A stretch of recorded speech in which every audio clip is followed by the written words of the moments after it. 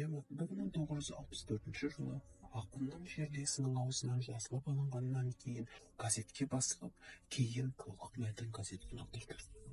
Бұл поэма әділдік пен әділетсіздік, адамгершілік пен зұлымдық, адал еңбек пен қаныпезерлік арасындағы күресті баяндайды. Негізгі кейіпкер қолбала әділдікті жақтаған, өнерлі әрі батыл азамат. Ақын десек те болады.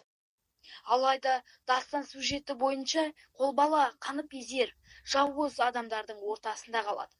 Поэма арқылы ақын қоғамдағы әлеуметтік әділетсіздікті, зұлымдықтың салдарын, адалдықтың құрбандығын көрсетеді. Мейлі жауым, мейлі досым бол, кімнің жасағаны маңызды емес, ұрлық пен қиянатқа жаным қас. Ұрлық түбі қорлық.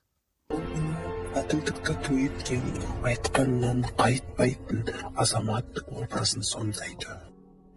Автор қолбала поэмасы арқылы өнерді дәл өмірдің әділетсіз тұстарын көрсете білген. Кейіпкер бейнесін сомдауда ақын ең алдымен қаһармандарының атқаратын қызметтеріне орай тиісті есім берді. Сол кейіпкерлердің бірі Ангелді. Бұл есімдегі қан түбірі ауыспалы мағынада қолданылып, негативті мағынаны білдіреді.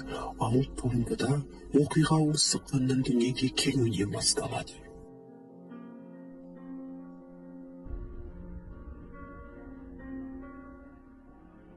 Тарихтан білетініміздей, қолына қанын ұстап туған ұлы әмір Шыңғыс хан болатын. Туындыдағы қан келді. Әлемді билемесе де, өз жұртын зор елдеткен билеуші.